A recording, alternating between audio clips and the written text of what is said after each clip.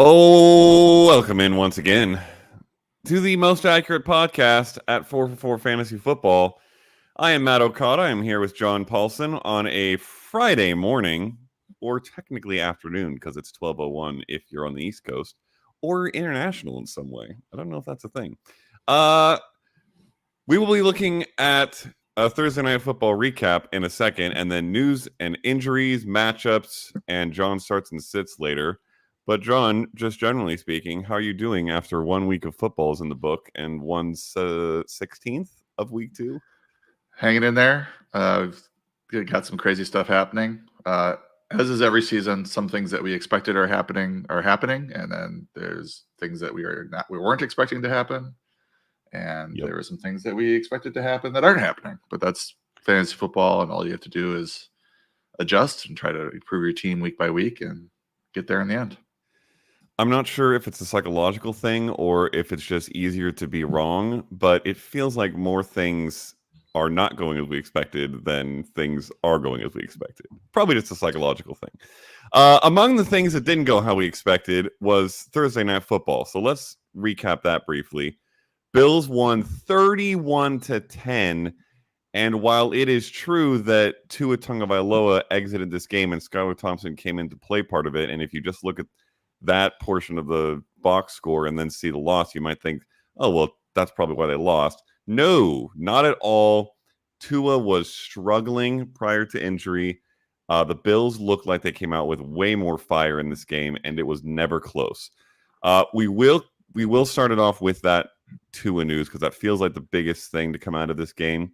There's a lot of obviously fantasy relevant stuff, but I believe in the fourth quarter, he suffered a concussion on a hit by Damar Hamlin, ironically enough. Was immediately taken off the field into the locker room, tested, and confirmed to suffer a concussion. I believe the broadcast said within 6 minutes of the hit, which is pretty quick. And it was fairly obvious on the field as well. The big thing here, obviously, is Tua's concussion history. It is long. It is troublesome. It is worrying. Are you obviously typically when a random any given player suffers a concussion, we think, okay, they might be out a week or two and it shouldn't be a problem. Do you have bigger concerns for Tua and for the Dolphins team? Yeah, I think it was 2 years ago that Tua had those concussion issues, and heading into last year, I downgraded him in the rankings a bit, the draft rankings, just out of concern that if he takes one hit to the head, that could mean the rest of the season for him, because it was pretty scary when he had those multiple concussions, and from the reports that he was discussing retirement, but came back to play, and he had a good season last year. I was always a little hesitant to rank him too high this year for that reason. I think it also helped with the way the quarterback situation was, or the quarterback rankings were shaping up, that there was no real reason to have him real high, even though he runs a pretty efficient and high octane offense.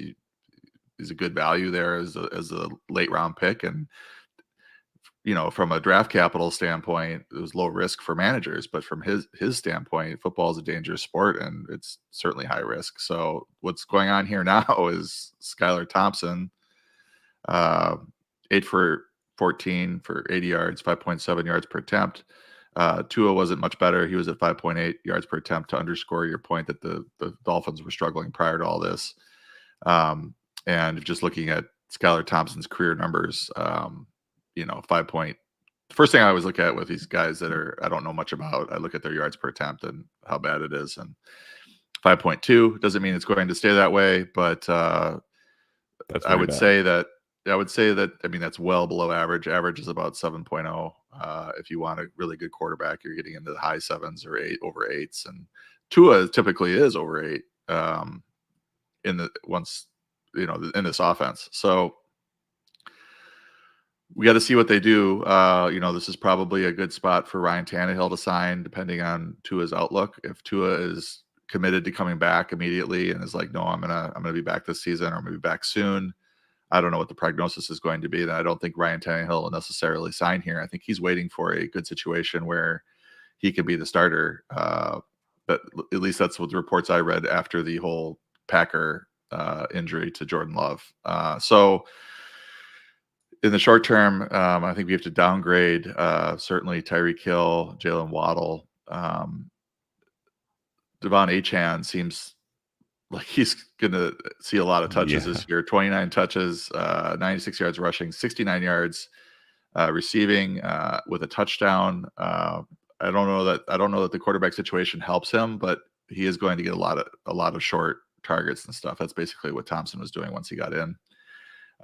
So that's where I'm at with them. I mean, we'll see how they can move forward. I just think that Tyreek probably goes from being a top 2 or 3 receiver every week to being maybe a high-end wide receiver 2, just due to the overall downgrade of the passing game. And then Waddle would go from being a wide receiver 1, wide receiver 2 type to, maybe being in that 2-3, around the 24, wide receiver 24 ranking each week, just depending on, what sort of yardage and touchdowns we can get out of this Dolphins offense. If they went out and if Tua said, I'm taking the rest of the year off, or maybe retiring, who knows what on earth is going to happen here. But if it was a long-term absence and they did go get someone like Tannehill, does that save Tyreek? Does that keep him in the mid-range wide receiver 1 territory for you? It would be, certainly be an upgrade from where he's going to be with Skylar Thompson, unless Skylar Thompson shows us something in the next couple of weeks that he's capable of putting up Ryan Tannehill type numbers. And Ryan Tannehill is competent. He'll come in and he's not going to be maybe as good as Tua Tagovailoa, but he could, run the offense and deliver the ball and, move the sticks.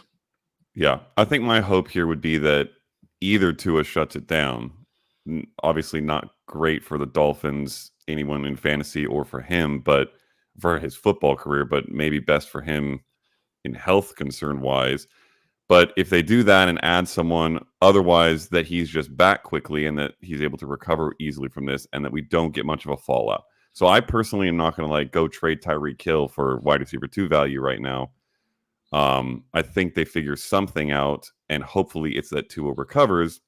But if not, it's that they get somebody competent, which, no offense to Skylar Thompson, I don't really think that he is. Other news out of this game, Josh Allen. If you came into this knowing that Josh Allen would cook the Dolphins, because he literally always does, good gracious, was this disappointing. 13 for 19, 139 yards and a touchdown through the air, and 2 carries for 2 yards on the ground. I didn't look, but this has to be one of his worst games in recent memory, let alone against a team that he always dominates. Really, really rough if you started him. Obviously, there's no fallout from this. You're starting Josh Allen every single week. Tyreek was not good even before Tua went out. He ended up with 3 catches for 24 yards. Jalen Waddle was a little better, 4 for 41, but you don't feel great about that. And then, like you said, Achane was just dominant. The other one thing of note on the Dolphins side is that Jonnu Smith did have 6 catches on 7 targets for 53 yards. They looked like they were interested in getting involved a little bit more. They targeted, do you know the name of the tight end? I can't remember it off the top of my head. Over the middle of the field, they missed twice on the exact same throw in the end zone. It's like their 3rd string tight end. I can't even remember what his name was, but twice in the end zone over the middle of the field, it should have been Jonnu Smith, and it was this other guy. So hopefully they realize he's... Was it Julian Hill or Durham Smythe? Okay. No, it was Julian Hill. Because Durham Smythe, I know that name. But this was Julian Hill, 2 targets over the middle of the field that should have been touchdowns. Hopefully they say, okay, we're going to stop this experiment and start giving those to Jonnu Smith as well. But it was a nice little breakout for one of your favorite sleepers. I think he could be useful looking forward. And then on the Bills side, James Cook, insane. 11 carries for 78 yards and 2 touchdowns. 1 catch for 17 yards, but it was also a touchdown, so 3 total touchdowns. He was great. This offensive line looked dominant. This offense looks great, even with Josh Allen not having to carry it. Is James Cook a high-end RB1 or mid-range RB1? Where does he fall for you rest of the season after seeing this game? Or do you not overreact that much? Yeah, a few things. Great to see Jonnu get going. He had a drop last week and didn't look particularly involved, but they got him rolling, and I think he could be the 3rd option. Probably 4th after Achane in the passing game. But I don't know how good this passing game is going to be in the short term. James Cook, I think, was the reason that Josh Allen had a bad game. Josh Allen had the 1 touchdown pass to him, but usually we're talking about Josh Allen vulturing James Cook's rushing touchdowns, but it was the vice versa this week. It was the reverse. James Cook doesn't get rushing touchdowns. I mean, very rarely does he get a rushing touchdown. He broke one, a long one. He also had the short one. Those are the short ones for sure, are usually Josh Allen's. So that was literally on the goal line, that 1 yard run, which is pretty big. Yeah, that's usually not his forte. And we actually thought there was a chance that Ray Davis would come in on those situations because it just doesn't seem like James Cook was much of a goal line back, but he did punch it in there. So I think, it's probably a blip for Josh Allen. Players are going to have bad games occasionally, and things get really magnified early in the season because everybody panics if their picks didn't do well in week 1. And really, if you think about it, what if they had a normal September and then in week 5 they have a bad game? You're not going to panic like that. So you got to give it a week or two before you really freak out. So we should also mention, Matt, that we are going to be doing a Q&A at the end of the live stream. Is that correct? Okay. Correct. So if you see any, I just wanted to say this, if you see any good questions that kind of weave into what we're talking about during the podcast, then feel free to put them up so we can touch on those during the conversation. I think I already saw Ryan Tannehill question, so we've talked about that a little bit. The other thing I wanted to mention is, I saw somebody in the Discord ask if Curtis Samuel is cuttable at this point, and I think he is. I still think that long term this season he could have a good year, but I think he was pushed back or set back by this toe injury. I do remember reports early in camp, mini camp, and the Bills were really getting him involved, but he's the 4th receiver right now in terms of routes. He's behind Mac Hollins, which is kind of a surprise, Khalil Shakir, and of course Keon Coleman is running a lot of routes as well. So unfortunately, I don't think that the Samuel thing is going to work out early in the season. So if you want to cut him and try to upgrade that position, that's totally understandable. Just keep an eye on him and keep an eye on his routes, and I'll try to touch on it in my stat tweets and the stat thing I put into Discord, Thinking Inside the Box, every Tuesday. Monday and Tuesday. So just to keep an eye on his routes, because I think he could be somebody that trends up. He's a talented player. I just don't think he's in the game plan right here in the short term. The other thing that's hindering all these receivers is that the Bills are going really run heavy. They did, even in a neutral game script first week against Arizona, they ran more than they passed. And again, this week, 19 pass attempts, 26 rush attempts. And that's with Josh Allen only running the ball twice, as you mentioned, Matt. Yeah. And it's working for them. So it's not like, they've lost these couple games and they're going to have to change things up and have Josh Allen go back to hero ball. I think they much prefer to win these games without Josh Allen playing hero ball, and it's working for them so far. So we may see a lot of this moving forward. If you had a complete bust from Dalton Kincaid in week 1, you felt a little bit better in this game. He had 4 catches on 4 targets for 33 yards. Obviously, that's still not great, but given how little Josh Allen threw, this share of the receiving work feels pretty good, I would say. So, and while we say that they're throwing or running a lot more, I don't think we expect Josh Allen to have 13 completions and 139 yards most weeks. That should go up, which means Kincaid should go up. The other thing to note here, you mentioned Curtis Samuel, probably droppable. I had him in last week's drop list in the waiver wire column. Khalil Shakir, 5 catches on 5 targets for 54 yards. That led the team in every category. He did not lead the team in routes or in snaps, but it seems to me, and I believe this coming in, that he is the best receiver on this team, and every time he touches the ball or it even goes his way, something goes well. He makes a good play. He also had a rush, didn't go for very much, but they were looking to get involved in that way. Is he climbing up interest boards for you as well? Yeah, and I think he's better than Keon Coleman in terms of being a route runner right now. So I think that's paying off. And Khalil Shakir, Curtis Samuel was also a Matt Harmon favorite, longtime Matt Harmon favorite, but Matt Harmon also likes Khalil Shakir's route running, and he thinks that he's a really good fit for what NFL teams have to do right now with all this too high, defense where they're just sort of eliminating the big plays. Kincaid, just to touch on him, 4 for 33, but he had 2 catches on that first drive, like immediately. I think the first 2 catches of the game. So they were trying to get him the ball immediately, and then he didn't do a whole lot the rest of the game. So I'm a little concerned about him. and just this passing game in general, if this is going to be the volume that they get. And one other note on the questions in the comments, try to stay away from like lineup questions and rankings questions. Just if you want to ask us stuff that's more like big picture NFL stuff and big picture fantasy stuff, that would be more useful than, talking about your lineup this week. Yes. For whatever it's worth, Kirk Herbstreit felt very strongly about Khalil Shakir on the broadcast and said, quote, he was going to have a monster season this year, which I was surprised by because I don't feel like there's very much hype on Khalil Shakir. But we'll see how that pans out. He will be, if he's already rostered too heavily to be in the waiver wire column, but just go check your waiver wires, because if he's out there, I would drop quite a few drafted wide receivers for Shakir. All right. That is a Thursday Night Football game. It was not great for fantasy unless you had James Cook or Devon Achane. So hopefully you had one of them. But let's get to some news and injuries. The news, there's not all that much that's not injury related. There is a lot of injury related. Couple quick things. For anyone who didn't hear it, one of the most notable quotes of the week that was circling around on social media was Kyler Murray saying, it is, quote, not my job, end quote, to force the ball to Marvin Harrison Jr. Obviously they had a very disappointing week one, that connection, and Marvin Harrison Jr. in general. Says Murray said it's on the offensive coordinator Drew Petzing to get Harrison involved. Do you have any takeaways from this? Does it matter to you at all? Well, I've seen some, scouting reports from week one, and that he had a bad game, and that he was, his top speed was 16 miles per hour or something. And I think he probably just had a rough first game in the NFL. And there was a play where he broke free and Kyler didn't see him for a 60-yard bomb touchdown. And that his fantasy line would have looked a lot different if Kyler would have spotted him and got him the ball.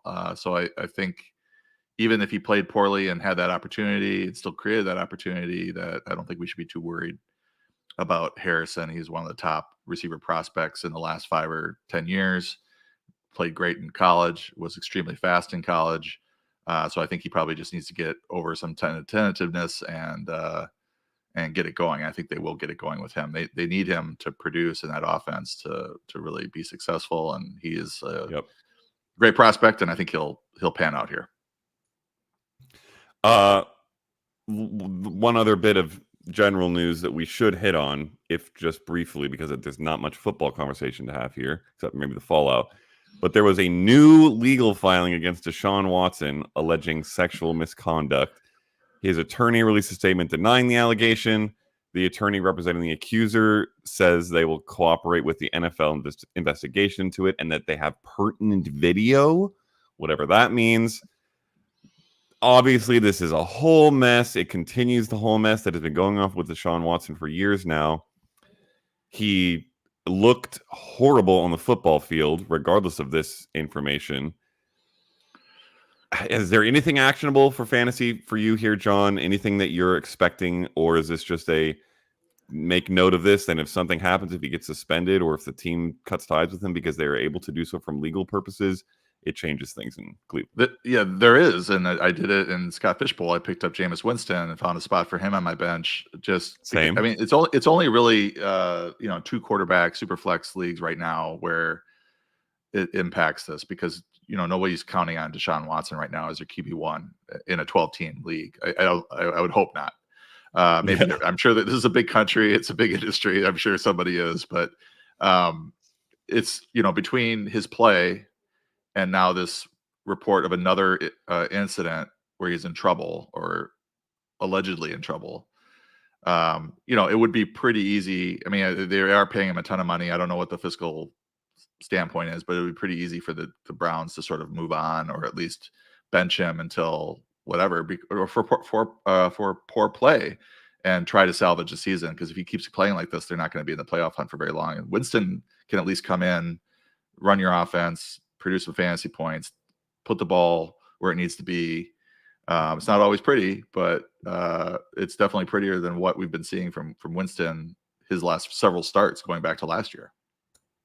From Watson, yeah.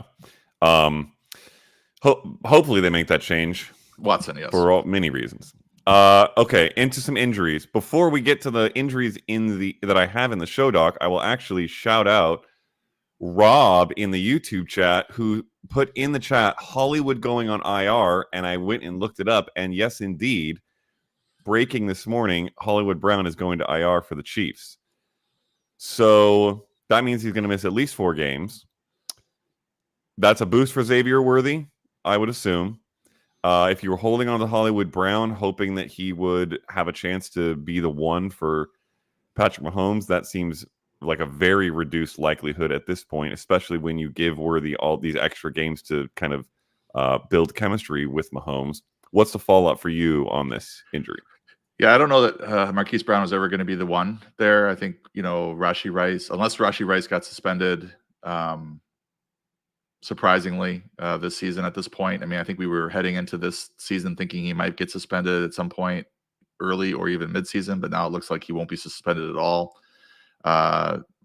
Marquise Brown probably serves as the 2 or 3 if he's back and Rashee Rice is healthy and in the lineup and not suspended.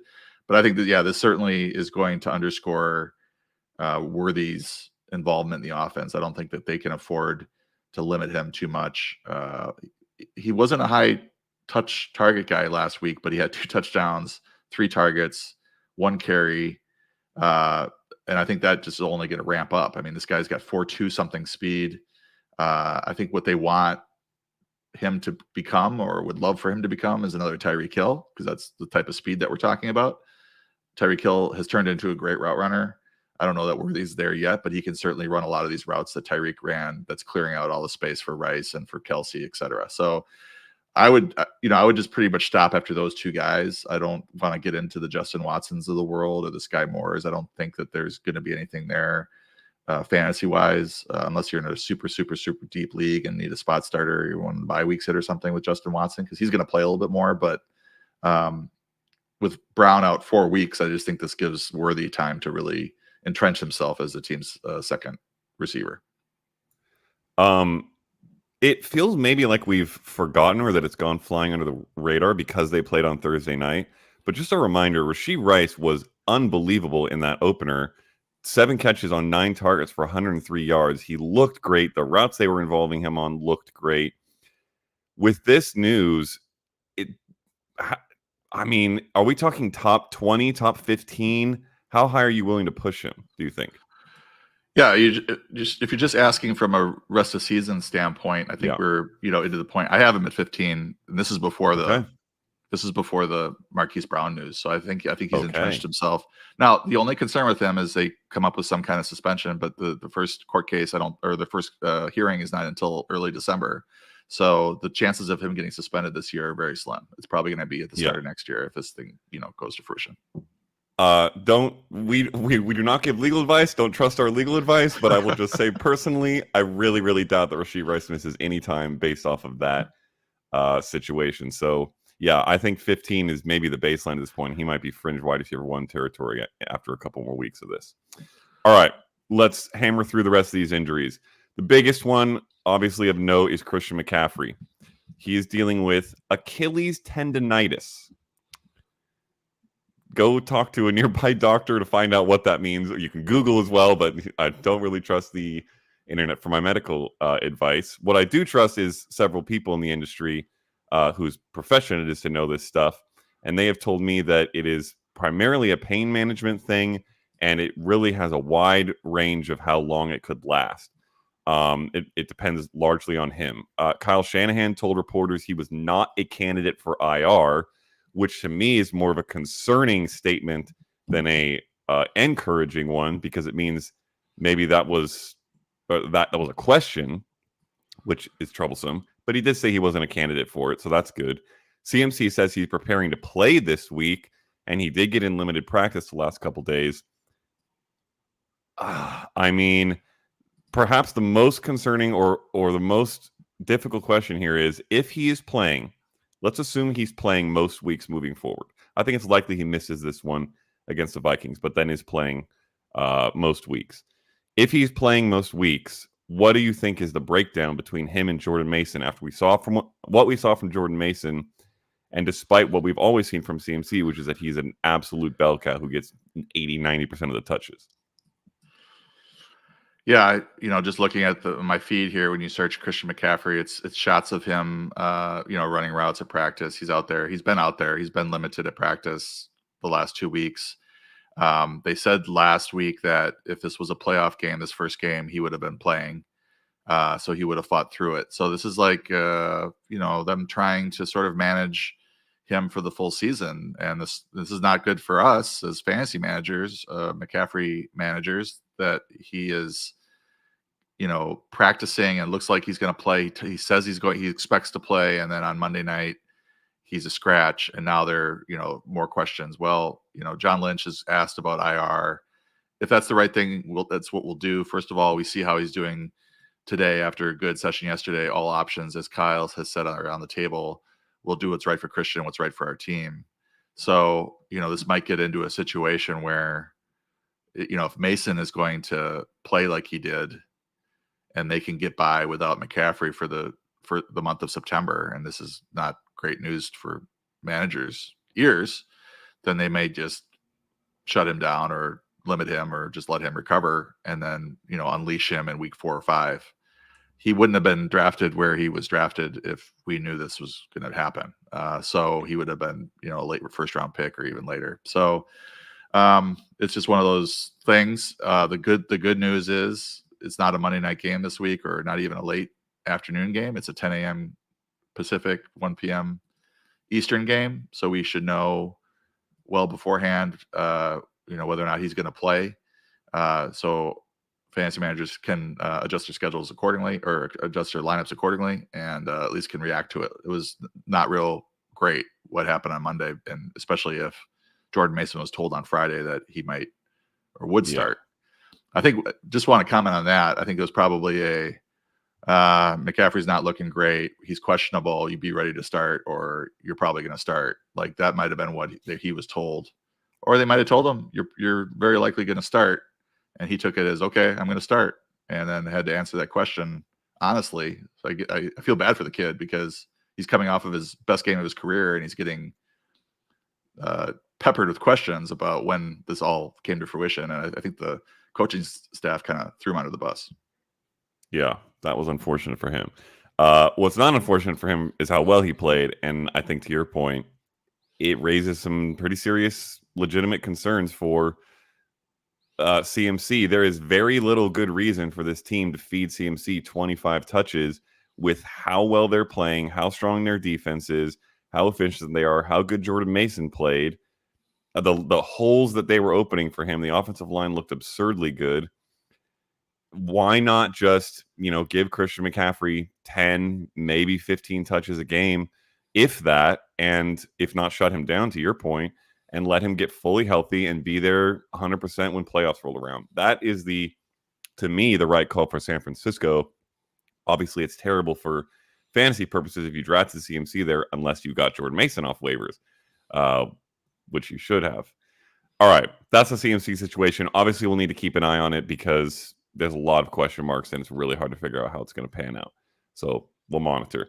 Other injury stuff. David Njoku, it's a high ankle sprain for him. He's likely to miss a few weeks. Not ideal for people who rely on him as their tight end one. Do you have interest in, I believe it's Jordan Akins as the backup there?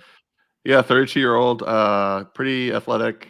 I think he could be decent, and if you're really desperate, he's might get into the streaming conversation. But the Cleveland passing game is kind of a mess as it is, so I wouldn't have much confidence in him unless there's a change at quarterback. What this might mean, hopefully, after a very bad week 1, is that Amari Cooper just has to be fed more targets, because there's not very much else that's reliable there. One big one to monitor is Kenneth Walker, especially after what we saw from him in week 1. He looked amazing, dealing with an oblique injury, has not practiced, did not practice yesterday. We don't have the practice reports for today yet, but not trending in a particularly great direction here. If he plays, he's an RB1. I believe we're pretty confident that, or fringe RB1. If he doesn't, what does Zach Charbonnet become for you? Well, if he played and we knew he was healthy, fully healthy, I would have him as an RB1. That's where he came in the projections. But with with all this going on, they could limit him. So I've got him at 21 right now, assuming right now he plays, but he's going to be an RB2 if he does. He's behind Dobbins, Brian Robinson, Travis Etienne for me. If like he comes back, he's full today and 100% go, then maybe he climbs up. More likely he won't play or may not play. And in that case, Charbonnet is going to be moving into the RB2 ranks, probably on that RB2, RB3 fringe, just because he's probably not as good as Kenneth Walker. The Patriots did a decent job with Zach Moss and Chase Brown in terms of limiting them. But Charbonnet will become a sneaky start if Walker's out. Yep.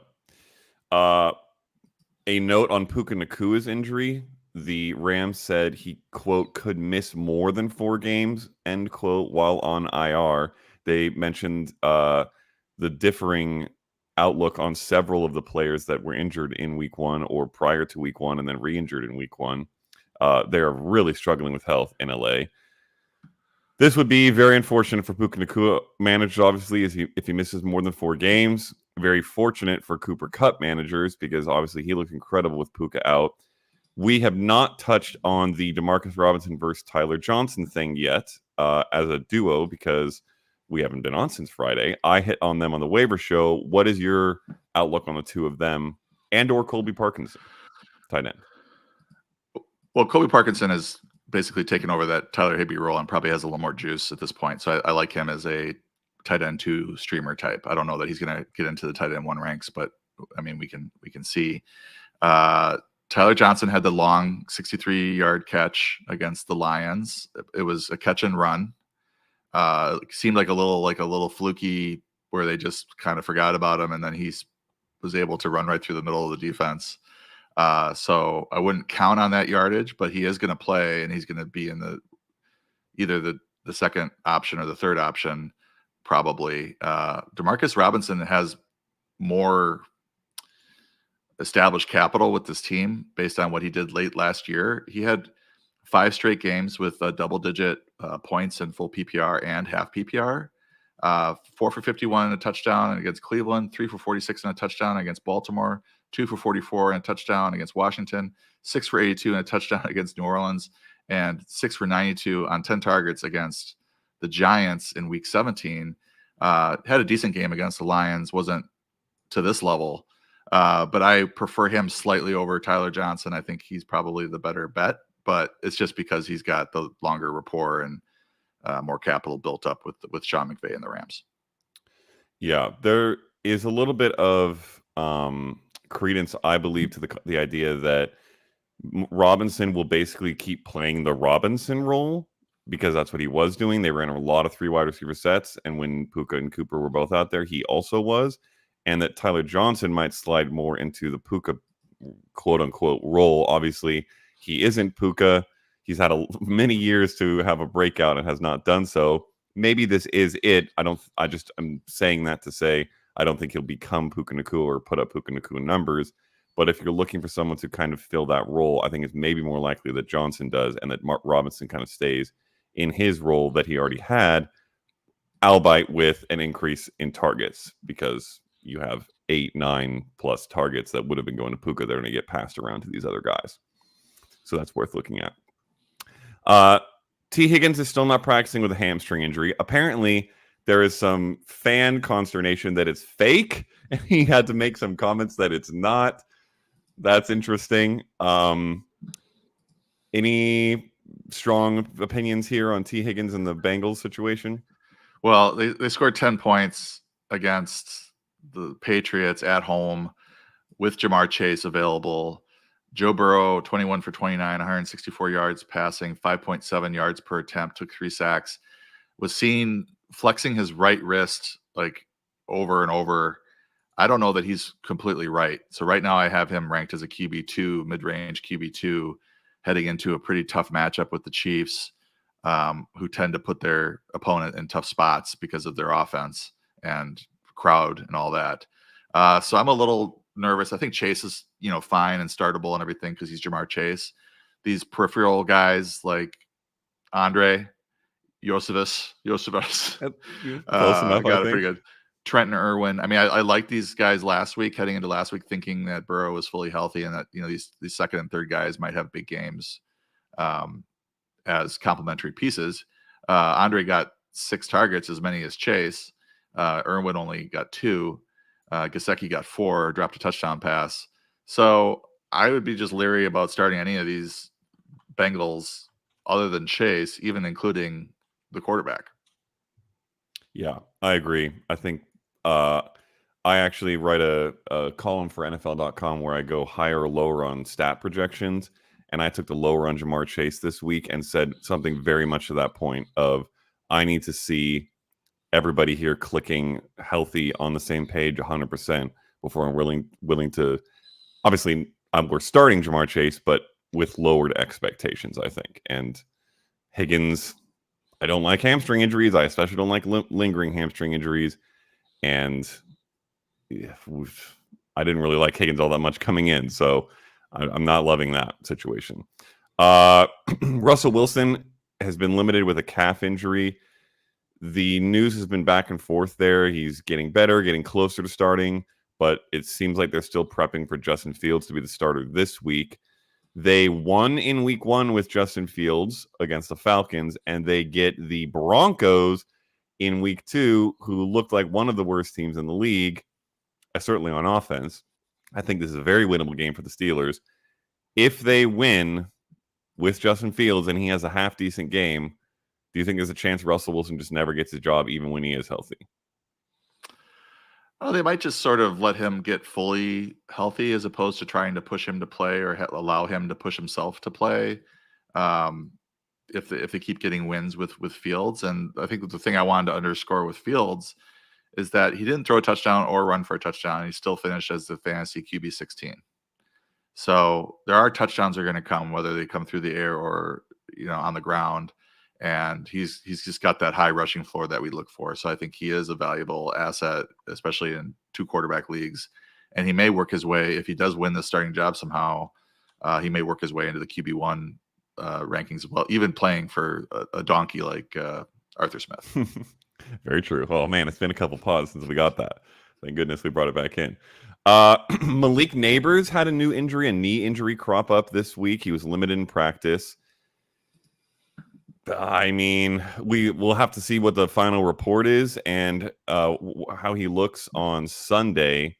But he was by far the best, most effective wide receiver for the Giants in week 1. That didn't mean all that much because, good gracious, was Daniel Jones terrible. Do you have a where do you have Nabers rest of season? Let me ask it that way. I'm curious. I mean, I came into the season worried about this quarterback situation. Yep. Let's see where he's at. Right now, wide receiver 24. He's in that Pittman, Pickens, Godwin range right now. Just some concerns. I think he's by far the most talented receiver there. The only thing I guess I would mention on this, I mean, he's going to see a lot of targets. He only saw 7, which is lower than what I would have thought given the state of this receiving core and the way that game played out. The Giants were in negative game script the whole time. Daniel Jones attempted 42 passes and Nabers only got 7 targets. The player that I would, if I'm in a deeper league, especially if it's PPR, the player I would be looking to add is Wan'Dale Robinson. He's 12 targets. He's been pretty good in his career. Like, he's had trouble staying healthy, but he's a high target, short ADOT type guy who can rack up 10 or 12 points pretty easily, especially if the Giants are trailing and, the defense is giving all this underneath stuff. Like, same kind of thing as the Khalil Shakir discussion is that he's going to be that short possession guy.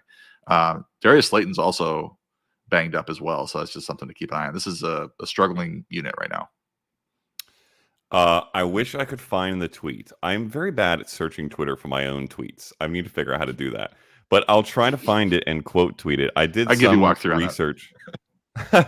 I did some research, I think, coming into last year and on receivers, and ended up, it was like draft prospect related, and ended up with some crazy numbers on Wan'Dale Robinson to put him on a list with like Devontae Smith and Jamar Chase and other guys like that. I think he has talent. I don't think he has as much talent as Malik Nabers, but if he's going to get a decent target share, and it is likely that that could be the case because he's going to get these short area targets that Daniel Jones is forced into because he's not willing to throw the ball effectively downfield, or not able to throw the ball effectively downfield. Wan'Dale Robinson could be very interesting, especially like you mentioned in PPR.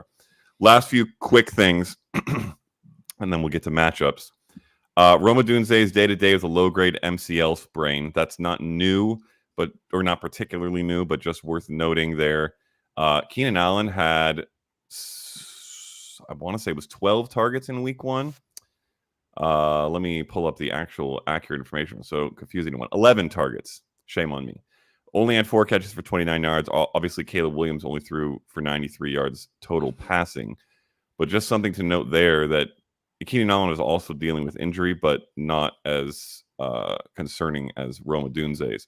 So him and DJ Moore might both be interesting under the radar. It looks like Malik Willis will be starting the next several weeks per Ian Rappaport. We expected this, but then there was some confusing coach speak about Jordan Love. Maybe he could be ready. Well, we don't know for this week. He's not going to be. It should be several more weeks before he's back. Obviously, that's very tough for any Packers receiver. I think we hit on this briefly. And then Jake Ferguson, who has a knee injury, has not practiced yet at all this week. I expect he will likely miss week 2. We'll see how much longer it lasts beyond that. That's a tough hit. A lot of bad performances by your highest drafted tight ends and injuries to your middling tight ends. So go get your Jonnu Smith, I guess, is the takeaway there. Or Colby Parkinson. Can I just comment on the Malik? So did you see Ian Rappaport said he's going to start for the next several weeks, or he's going to start? That is the language I saw. I'll pull up the exact thing while you speak. I'll talk while this is. I have tickets to the Packers at Rams game in week 5, so I'm really hoping that Jordan Love is back by then. I do not want to watch the Packers with Malik Willis unless he just tears it up somehow. I wanted to just mention this. In Malik Willis's 3 starts as a rookie, he completed. This is as a rookie, so 25 for 49 passes, 51% for 234 yards. It's a 4.8 yards per attempt. No touchdowns, 3 interceptions.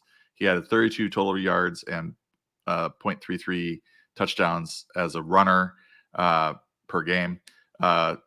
I'm expecting some rough weeks here from Jaden Reed, Christian Watson, all the receivers. Basically, you're expecting the Packers typically to throw for 250 yards, and I'm expecting more like 150 right now from Willis. I will say that I looked up his preseason stats as well, because that's something I do for a player that just to see if they're even competent in NFL action, and he was. Last 2 preseasons, 61 for 89. That's 68.5% for 690 yards, 7.75 yards per attempt. 5 touchdowns, 5 interceptions, and 13 sacks. That's a sack for every 5.6 pass attempts. If he gets 25 pass attempts against the Colts, he's looking at 4.5 sacks. That's the reason I'm starting the Colts against my favorite team this year in one league. And he also has a very high interception rate. So the one thing I'll just note there is obviously preseason is a different animal than the regular season. He's likely playing against backups in some of these situations, but still you want to be able to show that you're competent in that form, and he was, other than the interceptions and the sacks. So I think I talked about this with my friend Pat Fitzmaurice. We're both Packer fans. We're like, why are we rolling into the season with Super Bowl aspirations with Malik Willis as our QB2? Why don't we have just like a vet, like an Andy Dalton or somebody that can come in for 2 or 3 weeks, run the offense with this, all these great receivers and just get a couple wins. And he doesn't know. He thinks that Willis is bad. And, I don't want to put too many words into his mouth, but I think the Packers probably thought that they were getting they're excited, I think, about Willis. They probably had him on their radar in terms of we can develop this guy. I just don't think that they were thinking that week 2 would be when he would get his first start for the Packers. They probably wanted more time to get him ready to go and to be the starter. So I'm ready for anything. I think a lot of the unders are probably appealing in this first game. They're going to go very run heavy. They can run Josh Jacobs, Christian Watson, Jaden Reed quite a bit, and Malik Willis. I think we're going to see a lot of running for this team, and then the occasional shot and they probably are drawing up some plays with throws that they know that Malik Willis can make. And if you notice with the Packers, there's some plays where there's just nobody open, or it doesn't seem like there's anybody open. Jordan Love is trying to make something happen, but there's quite a few plays where guys are just standing there. There's nobody within 10 yards of them, and those are scheme things, Matt LaFleur things. So hopefully they can drop some things like that to help this offense move. But that's where we're at. And then I think, people ask, oh, should we sell or trade Jaden Reed away? And my answer is no, not necessarily. If you can bench him, that would be ideal, because I think Jordan Love's going to be back sooner rather than later. And then, obviously Jaden Reed looks like he's a strong fantasy asset this year. Several things. One, just looking at the Colts schedule, they have the Packers schedule. They have Colts, Titans, Vikings, Rams, Cardinals, then the Texans. That feels like the first game where they have a very high chance of losing. Then the Jaguars, which is also winnable, then the Lions, and then the bye. If you have Tyrod Taylor, who I think was probably available coming to this free agency cycle, I think you're going 4-2. Did I say 6 games? Did I say 7? 5-2 with the rest of the Packers team. With Malik Willis, I don't know. It's going to be tough. So to your point of no reliable veteran backup, cannot, and I don't understand that. The other perspective there is, if they do manage to win a few of these games out the rip with Malik Willis, which seems viable given the teams they're facing, they're facing, after Anthony Richardson, who we're not sure how great of an NFL quarterback he even is yet. They're getting Will Levis and Sam Darnold. So it's not like the quarterback competition on the other side is that high. I think they could certainly win a few games. If they do, it definitely maybe becomes a question of, we don't want to rush Jordan Love back. How far can we go without getting him back? I will say to the Rappaport report, so there was the language that Matt LaFleur used about keeping the door open for Jordan Love to return as soon as possible, which seemed a little odd. And Rappaport said, look, Matt LaFleur is doing what I think a lot of coaches do, which is keeping the door open for an injured player who obviously wants to play, knowing that it's almost certainly not going to happen. The anticipation is that Malik Willis will be the starter this week and probably the next several weeks. So several is a wide-ranging bit of language there. We don't know when he'll be back necessarily, but that's just where we're at now, what we're looking at now. Do not expect Jordan Love to play this week. I don't think should expect him to play for the next few weeks. All right, let's get to matchups. I'll let you take the reins here on matchups, both that we are looking to target or looking to avoid based off a variety of factors. Sorry, my dog was, for those in the live stream wondering what I'm doing, my dog was starting to dream, and he likes to talk in his sleep. So I was just waking him up so he didn't infringe on the valuable information here. I think we're looking right now. We still don't have an updated adjusted fantasy points allowed. So I'm not, it's only 1 week of data. I'm not putting too much stock in at this point. So looking at the over-unders, Bucks Lions again. I mean, Lions are in another potential shootout, 51.5 over under. Mayfield looked really good last week, 4 touchdowns. And then Godwin is now in the slot. So his role seems to be growing compared to last year. Got a touchdown as well. Mike Evans is still rolling. You can target players in this game. I think the Lions are probably going to get St. Brown going this week. I'm sure he's not too happy with his stat line from last week. Jameson Williams obviously is very startable again at home. Jared Goff, etc. So a lot of points expected in this one. You can also look at the Rams Cardinals in the dome game. Stafford is intriguing there as a kind of a fringe QB1. Bengals Chiefs, I don't know about that one so much. We talked, this could be maybe an under situation with Joe Burrow unless he's 100%. Falcons Eagles, those all over under is a 47.5. I think we're probably looking more at the Chiefs and the Eagles driving those over unders. Maybe not so much on the Bengals and the Falcons, but we'll see. And then on the bad side, there's quite a few games: Chargers Panthers, Colts Packers, Browns Jaguars, Jets Titans, Raiders Ravens, Seahawks Patriots, Steelers Broncos. They're all 42.5 over under or lower. So just use caution there, and you try. The good players you're going to still start. I mean, you're still starting Lamar Jackson, for the Ravens. You're comfortably starting the favorites in these games, but some of these underdogs may have some fringe players that aren't going to produce. I will throw out, because I believe there was a question in the chat. I don't know who asked it, so sorry to you. Maybe we'll find it when we go through the Q&A later, but I know it was about Marvin Harrison and him getting involved again.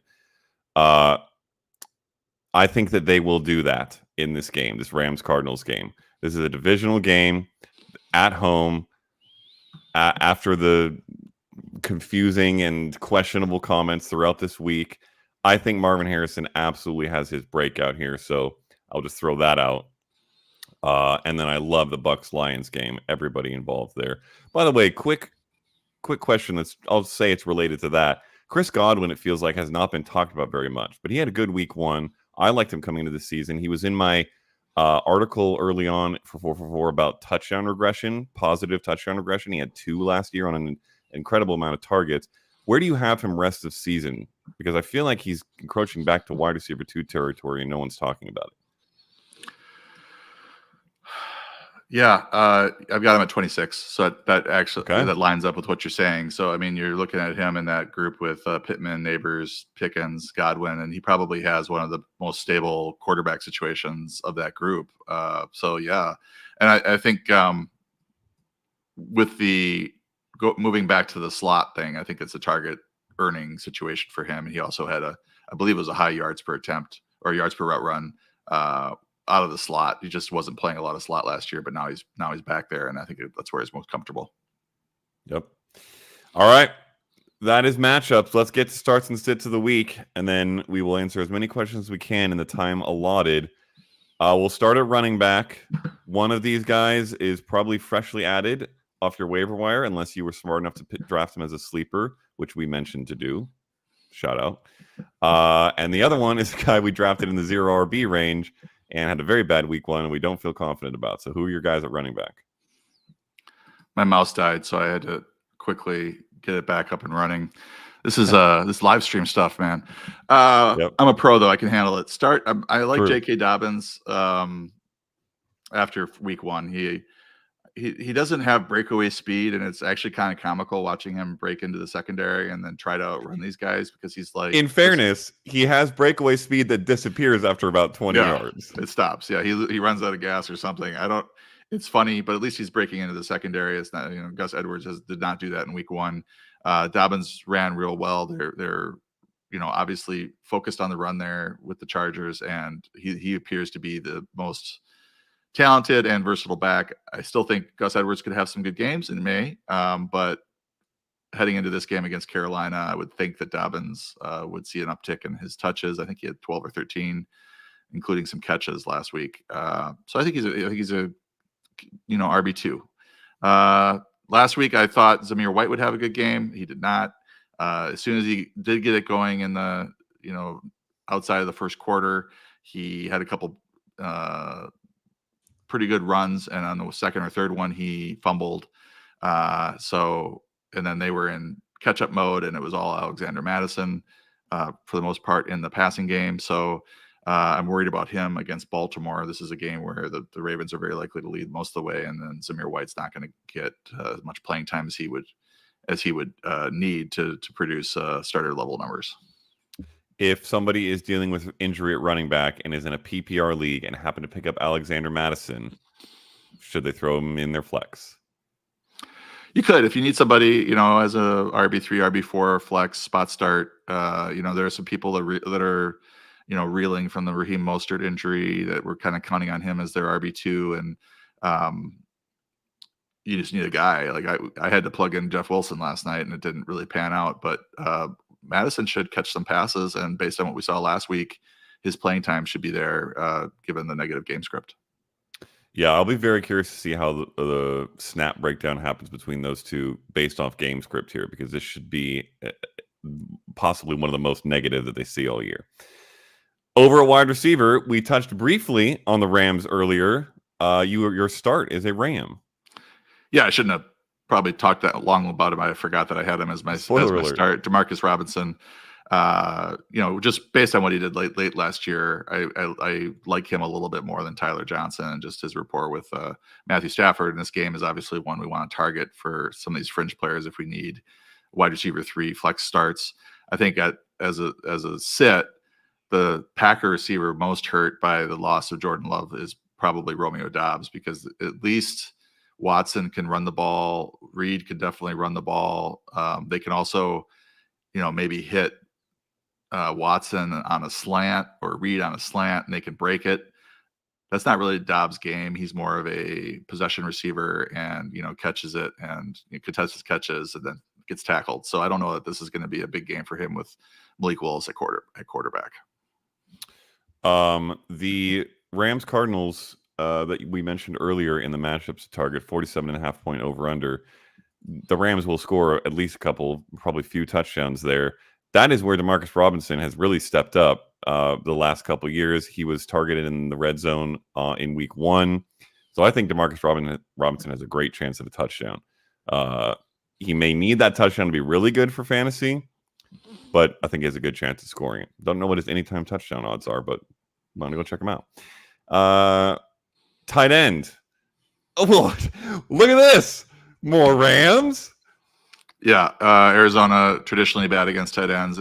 They've gotten a little better last season or so, but they're 23rd last season against the tight end position. Colby Parkinson had 4 for 47 on 5 targets. Looked pretty good. He's a pretty athletic guy, pass catcher. He ran a route on 43 of Matthew Stafford's 53 dropbacks, 81%.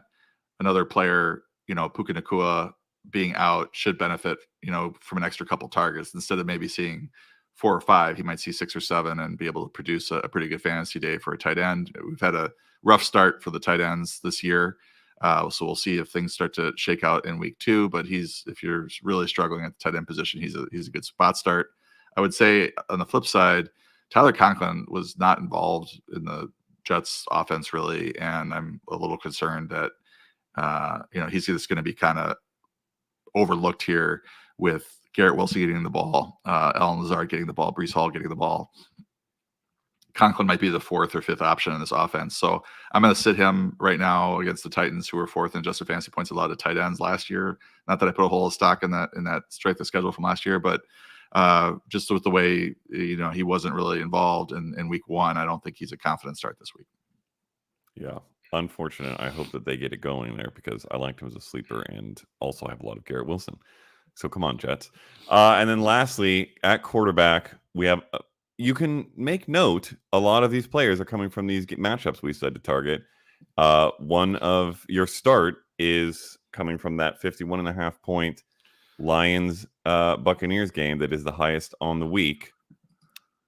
And a guy who might be climbing his way out of streamer territory and into just QB1 territory. Yeah, I mean, last year he finished in the top 10 or 12 at the position, depending on the scoring system. Baker Mayfield, good matchup against the Lions, 31st in adjusted fantasy points allowed to quarterbacks last year. He finished QB2 last week, QB9 in our official scoring at 4 for 4 last season. So he's basically continues to put up QB1 numbers. So he was being drafted as a mid-level QB2. I think there are some folks that thought that this Tampa defense or offense would take a step back here with Dave Canales leaving. But week 1 was fine against the Commanders. This is another test. I don't think it's a real severe test, but I think Mayfield should be able to put up some good numbers. And he's got weapons. I mean, Mike Evans is still producing. Chris Godwin, we mentioned. Jalen McMillan is the 3rd option there. And Rashad White is a good pass catcher out of the backfield. So he's, Cade Otton is a young tight end. So he's got plenty of weapons to throw to. I will just throw out, I believe that this matchup is also he can take advantage of this matchup, and there should be a lot of points. So I like that as well. So I like Baker Mayfield as a start here, but I'm just going to throw out there, the Commanders' defense is horrific, absolutely terrible. They have been for more than a year now. That's who Baker Mayfield played in week 1 when he threw for 4 touchdowns. I need to see him do something good against legitimate defenses before I feel all that confident about him. I do like him, and I said I think he's walking his way into QB1 territory here. I believe that. I'm just going to point out for everybody who saw his performance, and for the future, for like if Daniel Jones goes off against the Commanders this week, I'm taking so many grains of salt with everybody who play the Commanders. They are an absolute sieve on the back end. So if Daniel Jones has a great week, do not get excited about Daniel Jones. He is terrible. Baker Mayfield, I feel more confident about, so I like him there. Did you hit on your sit? I did not. Joe Burrow, just wanted to pull up the stats from him. Last year, he was the QB 17 through 10 weeks before he suffered a season-ending wrist injury in week 11. That same wrist is now bothering him. It appears to be bothering him in week 1 against the Patriots. He had a really rough start last year. He was the QB 31 through the first 4 weeks. He settled in and was a QB 6 from week 5 to week 10, but he's off to another rough start. He doesn't have T. Higgins, his number 2 option. He's going into a tough environment against the Chiefs. You'd think, okay, this is a high-scoring game. They're going to be playing from behind. He's going to put up garbage numbers. At least he might.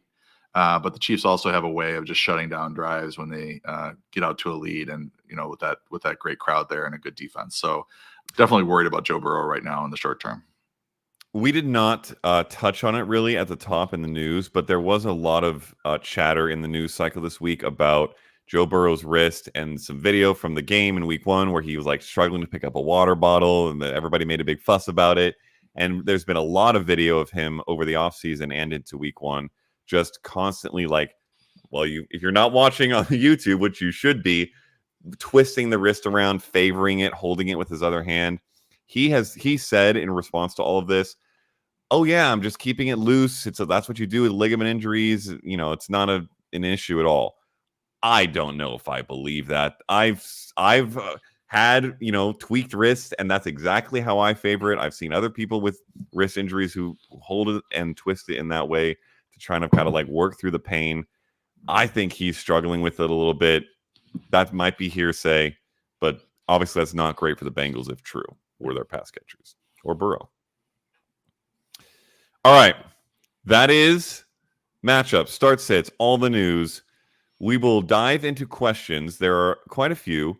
As John mentioned at the top, as much as you have rest of season or top level football, NFL player questions, throw those in here. Lineup ones we can probably hit on very briefly, because they fill up a lot of what's in the Q&A right now. But it's a little more useful overall to look long term. But we'll dive into what we can. We'll just go one sentence top analysis and answer on the start sit stuff. All right. So we'll go top speed here. Demetrios asks, who do you think I should start week 3, Burrow or Stafford? Stafford. All Yeah. right. Is that quickly enough? Quick enough. You can also put the question up on the screen if you want. I can do that. Yes. Okay. There you go. There we go. Joseph Fitness says 1 PPR, 1 flex, 12 teams. Would you trade away Ladd McConkey and Christian Kirk and receive Nabers and Javonte? Well, you're getting if you're getting Nabers, you're getting the probably the best fantasy asset. However, probably Javonte's was out-touched pretty significantly by Jaleel McLaughlin, and you're giving up 2 pretty good receivers. Ladd obviously had a good week 1. I don't know that I would do this with Nabers' injury, especially. I agree. I'm taking the Ladd and Kirk side. It's close, and I came in loving Javonte. Obviously, I feel less confident about that, but I'm not trading away Ladd and Christian Kirk, especially in PPR, which this is. The Bulletproof 13, Fields or Cousins? Fields. John? Yes. Okay. And Coley Parkinson or Dallas Goedert? Probably Goddard. Yeah, I think I'd lean that way. It's pretty close. Probably whoever scores the touchdown, if anyone does. The Smitty asked, you think Tannehill goes to the Dolphins? ? We did touch on that.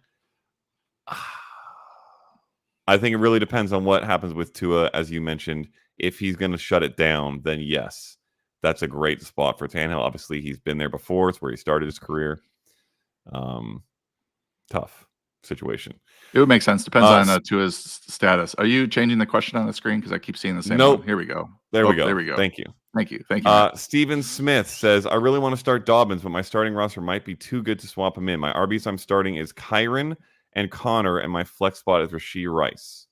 I agree. Yeah, I wouldn't set it. Yeah, don't set any of those guys to start Dobbins. Yeah.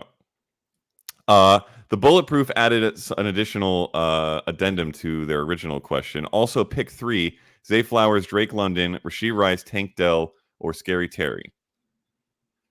I would look at the rankings. Yes, you can answer, man. Good answer. Good answer. Look at John's rankings. Mile High Luke says, how does anybody think Achane is going to hold up with this type of usage? Do you think Achane will hold up with this kind of usage, and will he even get it moving forward? Well, I think if Mostert is out, and I think Jeff Wilson picked up a injury yesterday as well, they're getting down to the nitty gritty, and if he's healthy, well, that's the question, right? He's going to see a huge workload. They need to win games, especially with Tua out. He's going to be the centerpiece of the offense. Will he hold up? I don't know. Probably do what you can to get Jalen Wright, and maybe even trade for Mostert because he shouldn't be out too long. Yeah, I agree. Deesh, half PPR flex, pick 2: Drake London, Jerome Ford, Terry McLaurin, Jameson Williams. Check the rankings. I mean, you can answer these. I went off the top and said I don't want to answer rankings questions in the Q&A. So if you have a take on this, go ahead. I don't, just go ahead. That's why I do all the rankings every week, so I don't have to answer these questions. Fair enough. George Play asks, drop Jalen Wright for Bucky Irving, non-PPR redraft. I wouldn't, not with what's going on with the Dolphins backfield. I think they will have to ramp Wright up, and if there's an injury to Achane, then now you might have a starting running back there. Bucky Irving looks pretty good, and but right now Rachaad White's healthy and just kind of an RB2. Yeah, this is the flip side coin of Mile High Luke's question about Achane holding up. The point of that question is that it seems unlikely he would hold up, aka Jalen Wright's going to be useful. So I agree there. Make music. If Nabers is out this week, would you say Wan'Dale is a must start? No. But as we talked about, an intriguing start. Not over Zay Flowers, but you wouldn't start him over Zay Flowers. He's getting into sneaky start territory, a PPR guy, probably not going to score many touchdowns, but 12 targets is great. I'm not very high on Zay Flowers. I've always had him about 10 spots lower than consensus, just the way that offense is set up. So I would still probably go Flowers over Wan'Dale if Nabers is out, just because of the quarterback situation for each of these teams. Tony Allen, trade Brandon Cooks for Khalil Shakir. Thoughts? I would. Yeah, I don't have a problem with that. Okay. Boom. Nabers injury update was questioned. We hit that. Ooh, here we go. Marin Mills is a great question. Do you feel that Tank Bigsby will cut into ETN's usage as the season progresses? Well, he already did it in week 1. Yes, he did. So even split. I think the question is, I think that they went into last season saying that they wanted to keep ETN fresh by rotating in the backups, but Tank Bigsby played really poorly last year. He's doing a lot better this year. So last year they weren't able to do that because Bigsby was not good enough. ETN was playing very well. Now they are in a situation where they wanted to be last year, where they have a capable backup. And if ETN is struggling running the ball, which he did in week 1, and you bring in Bigsby, who ran very well, that's definitely going to be a situation where Bigsby's going to cut into his workload. I think if ETN comes out and does really well on his first drive, maybe you don't see Bigsby as much. But right now, just looking at their yards per carry, Bigsby is outplaying ETN. I don't think it's going to lead to Bigsby being the RB1 there at any, by any measure, but you're getting into a situation where ETN is not going to be ranked as an RB1. He's going to be ranked as more of an RB2 just because he's rotating out every third series. Yeah, agree on all fronts. Nolan Olivares asks, which 3 players are y'all interested in watching this week to see how they pan out? Unless you have 3 off the top of your head, you could just go with your one favorite here, probably. But are there guys, or is there a guy you're really interested in watching? Well, Dobbins jumps out. Like, is this going to continue for him? Because I'm kind of rooting for him after all his injuries. Everybody was kind of writing him off, but he had a good preseason. So, like, interested to see if this can continue for him. Definitely interested in seeing Malik Willis quarterback my Packers. And like, the Packers are a well-run organization. Do they know something that we don't know? Like I would think that they would not have acquired Willis unless they saw something in him. And that's maybe me just coping with the situation right now. And I'm always interested to see what Jalen Wright's doing. I mean, he was my top target at quarterback this year, given the value, QB2, 12, 13 off the board. You could go late round quarterback with him, and he had obviously the great fantasy game in week 1, even though they didn't win. Ran for 2 touchdowns, and also still we know he's an accurate passer, so I think the passing game gets going a little bit. Targeted the running backs and tight end a little too much for my liking. Terry McLaurin has been kind of forgotten about, at least so far, so hopefully they get back on track. Yeah, Jay Daniels gets the Giants, so that should be an interesting one. I will throw in Rashid Shaheed is an interesting one for me. They're playing the Cowboys. Obviously, in week 1, he had a big game smoking the Panthers, but the Cowboys are a much tougher opponent, and I want to see the flip side of this is what's going on with Chris Olave. Is week 1 a fluke, and this just completely flips back to normal? Chris Olave is dominating targets, and Rashid Shaheed is a one-play guy, or are we seeing a little breakout from Rashid Shaheed? Can he put together a decent game against a strong defense and then become a very interesting weekly flex or starter at the wide receiver position? So that's a big one for me. And then Marvin Harrison Jr. is the one I'm going to be watching most closely, particularly in the language of the question, watching. I really want to watch Marvin Harrison and not just see the numbers at the end of the game, because I need to know what's going on there.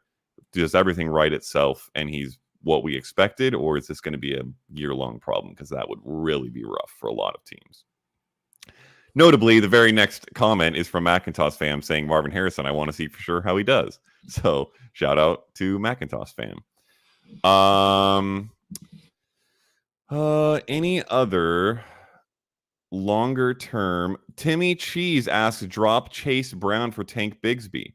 I will say I literally did that in a league this week. So yes, I would do it.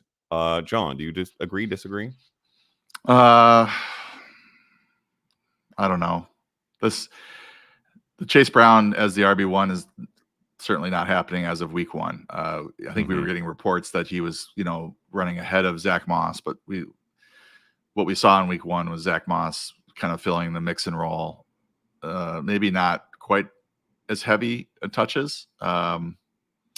That's a tough one because maybe Moss is more vulnerable as a starter than ETN is, whereas Chase Brown could overtake him as the RB1. But also there's a lot of questions about whether or not Chase Brown is really capable of being a top tier running back. I mean, just his vision and his rushing grades from last year were pretty bad. He's better as a pass catcher. I don't know. Yeah, that's my answer. Yeah, it's definitely a close one. I will say I did it. So if you want to go follow, trail me, then you would make the move. Parker Bledsoe says, which side do you prefer as a trade question? Devon Achane and Devontae Smith, or Rachaad White, Garrett Wilson, and David Montgomery? I'm not trading Achane right now. That's pretty tough to do. If you're going to be starting all 3 of those guys and it's a PPR league for Rachaad White's purposes, it becomes a little bit more manageable, but you typically want to get the best player in a trade, and that's definitely Devon Achane right now. Timmy Cheese asks, thoughts on Keaton Mitchell? I made room for him on my bench. He also says Nick Chubb is available on waivers in my league. I have no thoughts on Keaton Mitchell. I have no interest in Keaton Mitchell. Do you feel differently?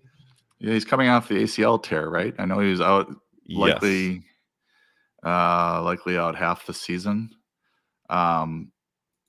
I guess you got to kind of keep track of where he's at, and then how quickly can he usurp Justice Hill for that change of pace back. I mean, he was quite good last year, but my notes on him are that we're not expecting him to play soon. So unless we're getting some news that he's ramping up faster than expected, then I wouldn't put too much on that. No, I don't think much has changed there on the outlook. And with a true number one running back here, and also Justice Hill being effective as a pass catcher, I think that the opportunities for Mitchell just won't be enough. I'd rather stash somebody else, including maybe Chubb. Trevor Augustus asked best defensive streamers. Do you have defensive rankings in your list, John? I do defensive rankings. I don't put them in sneaky starts, but I can certainly look at the rankings and provide a couple of options. I would love to have that question up on the screen though, in case I forget what I'm answering. Boom. Thank you, Matt. The Colts against Green Bay and Malik Willis. The Chargers against Carolina are two obvious streaming options. The next several in the rankings are pretty much teams that are probably already rostered. Maybe the Texans, the Chiefs. You mentioned how bad the Commanders are. I do have them at 10 just because it's the Giants they're playing. It could be eventful. Seahawks against New England as well. So you're just basically targeting teams that are playing against poor quarterbacks. I mean, that's the crux of it. And the more sacks and interceptions you can get, the better off you are. Great summary. Oh, one more. Abraham Pena. Jaguars against the Browns. Yes, agree. Abraham Pena says, hey guys, should I trade K9, Kenneth Walker, and Calvin Ridley for Travis Etienne and Michael Pittman? It's PPR. Ooh. K9 and Ridley. Who's K9? I'm sorry. Kenneth Walker. All right. K9 and Ridley for Etienne and Pittman. Man, that is tough. I think yes. I don't trust Ridley with Will Levis right now. Yeah, I think that's fine. Kenneth Walker probably a little ahead of, if he was healthy, probably a little ahead of Etienne right now. But not healthy, maybe Etienne is ahead and kind of a buy low situation with this Bigsby situation. And I think Pittman is ahead of Ridley. Yeah. All right. Last question. We'll close it out with this. Half PPR, because I think this is an interesting one. What do you all think about a Kyle Pitts for Isaiah Likely trade? Too risky? I say yes. I'm keeping Kyle Pitts. I just can't believe we're here after 1 week. Yeah, that's why I thought it was an interesting question. Wow. You say yes? I say no, I'm keeping Kyle Pitts. Yeah, if he's got the Kyle Pitts side, I'm keeping Kyle Pitts. Like if Mark Andrews was out, then I would say yes to this. But I still think that Mark Andrews will outscore fantasy wise likely rest of season. We'll see if I'm wrong. Yep. But I think that the defenses are not going to let Likely do what he did against the Chiefs long term. They were basically trying to take away Andrews. So I would hold on Pitts. Yeah. I think Likely is a tight end 1 rest of season, but more like 9 or 10, and Pitts is more like 6 or somewhere in that range. So yeah, that's about where I have him. So all right. Sweet. That was a big show. Tons of Q&A. We will be doing that weekly moving forward. And it'll be a 75 minute show. That's the goal. So thank you everybody who jumped in chat, all the listeners who weren't, and yay for week 2. Football season is underway. That's all I have to say about that. All right, we'll sign off here. I'll see you for waiver stuff next week, and then we'll be back next Friday. Adios.